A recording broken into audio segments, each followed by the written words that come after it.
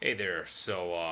Last video that I made was about Levan versus Sabin Butulescu a few years ago, and I was analyzing it, trying to think about the fact that there's this option where, Levan actually is beatable because he actually was beatable not so long ago, although a little bit, a while ago, let's say.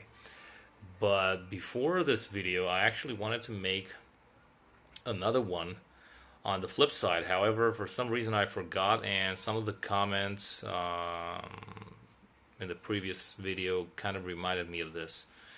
So pretty much there was this idea that Levan never arm wrestled outside of PAL and WAF organizations, and therefore doesn't really have experience with athletes outside of these organizations. Not to mention, in general, North American arm wrestlers. So that was true up to a point, but actually we do have a sort of gauge when we look at Levan versus Dave.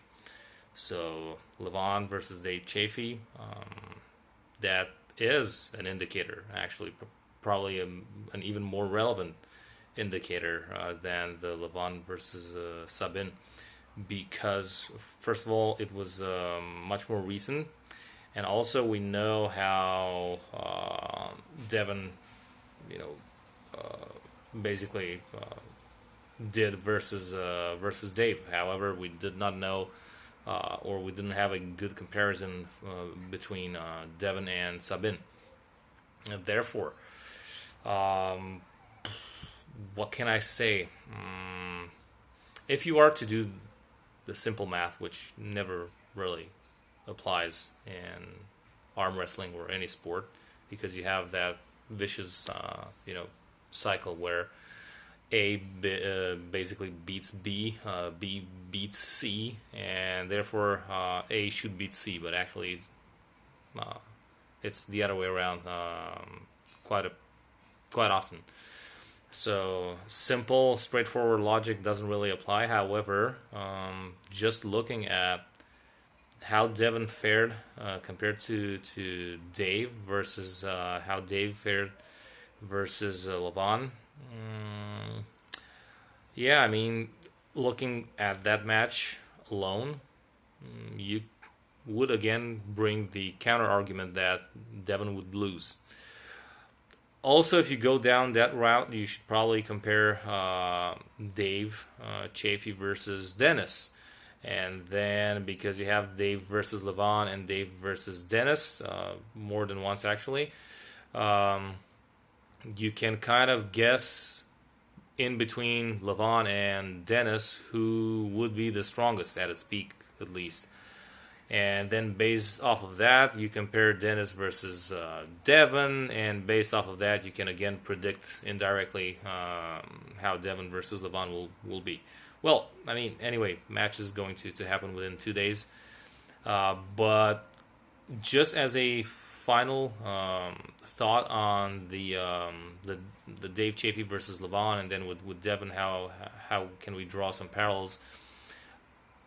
I think at this point it's fair to say that also with the topic from yesterday with Levan versus Sabin, I think it's easiest if we just scrap the facts from the past, because I mean usually they're relevant, but to be honest, right now I think both of these athletes have upped their game so significantly in such a way that I think past data is no longer relevant. Now, if both of them kind of did the same thing, then pretty much the gap might still be there, just at a different level, and still we would see the same thing. And let's say Levan beats Devon, and we will think, none of that really mattered. The strength gap was still there, and maybe, yeah, it will, but who knows? Maybe Devon is actually better than everyone else in the world right now, just not Levan, or who knows? Or maybe not both of them had the same sort of evolution, although visually to us it looks that way, but maybe Levan pretty much stayed where he was. Not that much of an improvement, but he was still cream of the crop in terms of strength. And actually, Devon upped his game significantly, so he actually closed the gap from below, going upwards.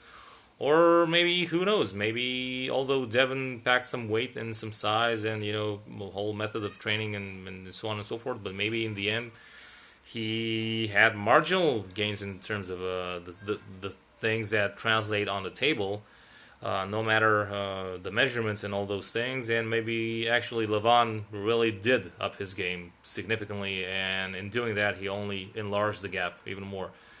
I'm not sure. All options are on the table, pun intended.